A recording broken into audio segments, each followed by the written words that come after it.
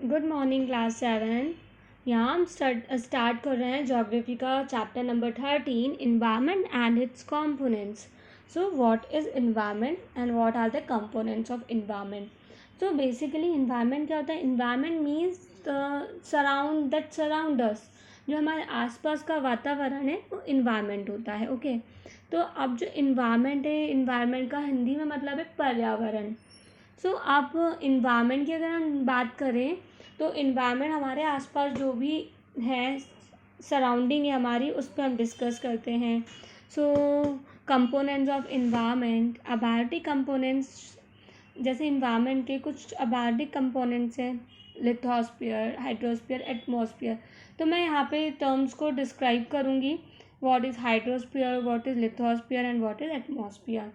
Lithosphere क्या है? Lithosphere जिसमें हमारा पूरा क्रस्ट का एरिया आ जाता है, जिसमें लैंड आ जाता है, तो जिसमें लैंड आ जाता है वो हमारा लिथोस्फीयर है। हाइड्रोस्फीयर मतलब जितनी भी वाटर बॉडीज़ हैं, जैसे कि रिवर हुई, लेक्स हुई, ओशंस हुए, ये सारे किस में आ जाएंगे? हाइड्रोस्फीयर में। इसके बाद में एटमॉस्फेयर, जितना भी हमारा एयर का पार्ट है, गैसेस का पार्ट है, वो हमारा एटमॉस्फेयर में आ जाता है। अभी हम धीरे धीरे इनके बारे में अच्छे से डिस्कस करेंगे। तो क्या होता है, जितने भी कंपोनेंट्स हैं वो अबायोटिक, वो कोई ना कोई लाइफ फॉर्म को सपोर्ट करते हैं और ये एक अच्छे इसके लिए रिस्पॉन्सिबल होते हैं।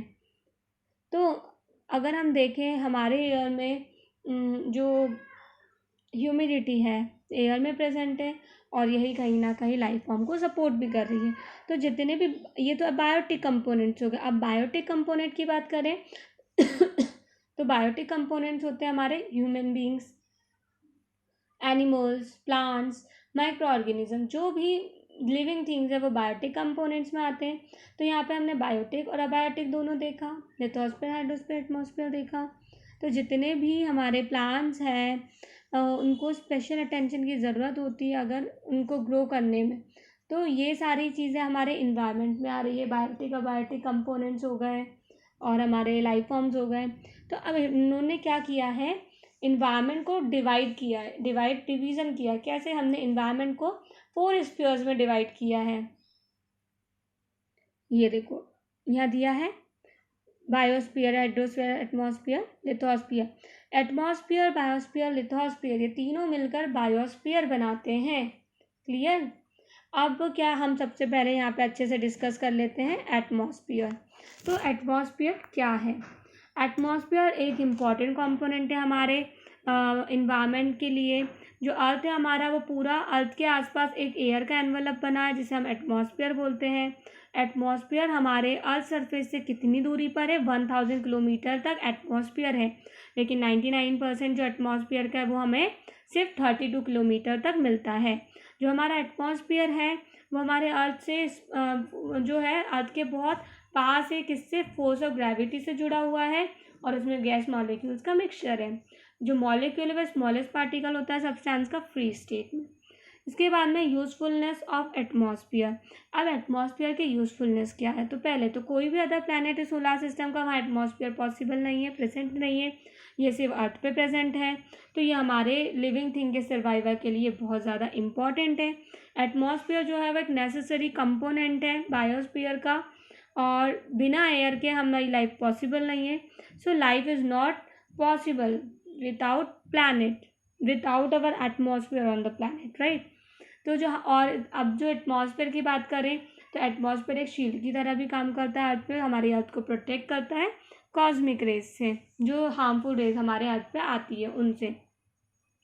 ये एक शील्ड की तरह काम करता है, अर्थ को प्रोटेक्ट करता है। जैसे कि कितने सारे जो मेटियोर्स गिरते हैं वो एटमॉस्फेयर में क्या होते हैं? बर्न हो जाते हैं। तो मेटियोर्स जैसे अर्थ एटमॉस्फेयर में गिरते हैं तो वो एक शूटिंग स्टार की तरह दिखाई देते हैं नाइट स्काई में, क्योंकि वो उनके बीच में जो फ्रिक्शन होता है उससे वो बर्न करते हैं। इसके बाद में रेडियो कम्युनिकेशन अर्थ का भी पॉसिबल है, सिर्फ किसके वजह से? अपर लेयर है जो एटमॉस्फेयर की, उसकी वजह से। ओके, और stop sound waves from escaping into the space. अब बात आ रही है लिथोस्फीयर। लिथोस्फीयर मतलब जिस पे हम रहते हैं, वो सॉलिड हार्ड सरफेस अर्थ की जिस पे हम रहते हैं। लिथो मतलब होता है रॉक और स्फीयर मतलब होता है डोमेन। मतलब कि रॉक स्पेयर की बात हो रही है। लिथोस्फीयर की जो एवरेज थिकनेस है वो कितनी है, 100 किलोमीटर है। और एवरेज थिकनेस हमेशा कॉन्टिनेंट में ज़्यादा होगी और ओशन में कम हो जाएगी। तो हम ये आउटर शेल है ये अर्थ का, तो जो सरफेस है अर्थ का वो हर जगह पे सेम नहीं है। कहीं प्लेन्स है, कहीं माउंटेन्स हैं, कहीं प्लेट्यूज है। तो जो भी लोग अपना घर बनाते हैं मोस्टली कहाँ बनाते हैं, जहाँ पे उनको फूड ज़्यादा इजीली अवेलेबल हो, सरफेस प्लेन हो। तो यहाँ देखा जाए तो लिथोस्फीयर जो है एक आउटर शेल है अर्थ का, जिस पर हम लोग सर्वाइव करते हैं। Third point is hydrosphere. What is hydrosphere? So hydrosphere is जितनी भी वाटर बॉडी प्रेजेंट है अर्थ पे उनको हम हाइड्रोस्फीयर बोलते हैं, चाहे वो रिवर हो, लेक हो, सीज हो, ओशंस हो। कम से कम 70% अर्थ सरफेस का पानी से कवर्ड है। कॉन्टिनेंट जो वास्ट आइलैंड्स है जो कि ओशंस पे फ्लोट करते हैं। और इसके अलावा ओशंस जो है वो मेजर लिंक है दो लैंड मासेस के बीच में। वाटर सारे लाइफ फॉर्म को सपोर्ट करता है जो कि हमारे सर्वाइव के लिए बहुत क्रूशियल है, बहुत ज़रूरी है। वाटर जो है वो अलग अलग इफेक्ट दिखाते हैं अलग अलग जगह पर। तो वाटर का तो एक इम्पॉर्टेंट रोल है, हम सब जानते हैं। इसके बाद में आता है बायोस्फीयर। सो बायोस्फीयर एक ऐसा जोन है जहाँ पे तीनों रिम्स मिलते हैं अर्थ के, जैसे क्या, लैंड, वाटर और एयर। वो पोजीशन जहाँ लैंड, एयर, वाटर तीनों मिलते हैं वो बायोस्फीयर में आ जाता है। जैसे जितने भी लिविंग ऑर्गेनिज्म है, प्लांट्स है, एनिमल्स है, वो इस जोन में रहते हैं। बायोस्फीयर जो एक यूनिक फीचर है अर्थ का, क्योंकि ये जोन जो है वो लैंड के सरफेस के हल्का सा नीचे है। In the water to slightly above the, और वाटर के अबव भी है और एयर में भी है। तो जो लिविंग ऑर्गेनिज्म तीनों पार्ट्स में मिलते हैं, इन तीनों पार्ट्स या इन पार्ट्स में, तो हम उसको बायोस्फीयर में कॉन्स्टिट्यूट करते हैं। तो जितने भी लार्ज वैरायटी के एनिमल्स हैं जो कि अर्थ पे फाउंड हो रहे हैं वो अलग अलग साइज़ में वेरी करते हैं। जो प्लांट्स है वो भी अलग अलग साइज़ में वेरी करते हैं। ठीक है। तो जो ऑर्गेनिजम्स हैं वो बायोस्फीयर में जो मिलते हैं वो अलग अलग डिवाइडेड है। प्लांट किंगडम, एनिमल किंगडम में डिवाइड किए जाते हैं। ये हम आगे क्लास में पढ़ेंगे, 9th में इसका ब्रॉड क्लासिफिकेशन है। तो लाइफ के इवॉल्व के दौरान जो अलग अलग तरह के फॉर्म्स डाइवर्सिफाइड किए गए थे, तो जो डाइवर्सिफिकेशन प्रोसेस है वो हमें अलग स्पीसीज़ के लिए अलग दी गई है। और अलग अलग स्पीसीज़ को हम बायोडाइवर्सिटी बोलते हैं। जो वेराइटीज ऑफ स्पीसीज़ होती है उनको हम बायोडाइवर्सिटी भी बोलते हैं। इसके बाद में बेटा देखो यहाँ पे एक्सरसाइज दिया हुआ है आपको। Which of the following is a part of biological environment? इनमें से कौन सा पार्ट है बायोलॉजिकल इन्वायरमेंट का? वाटर वेपर, प्लांट्स और गैसेस? क्या है बताओ आप लोग सोचकर।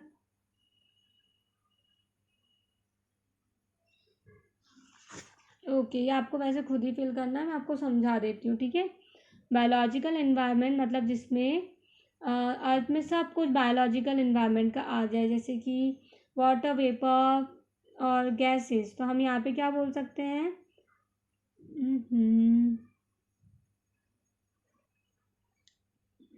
सो here the answer is plants. Earth के अपर लेयर को क्या कहते हैं?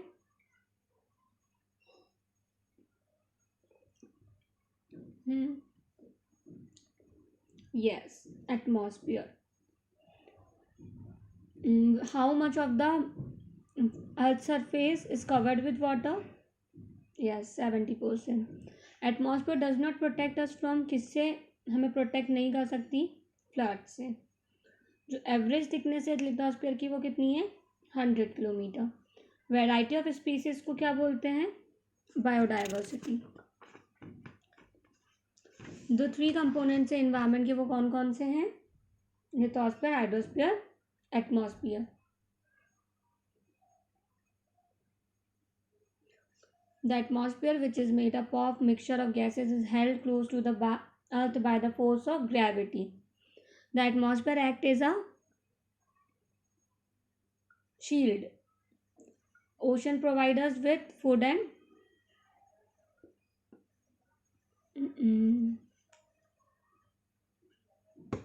minerals. The organisms found in the biosphere are divided into two कैंडी उसमें होते हैं वो एनिमल किंगडम और प्लांट किंगडम।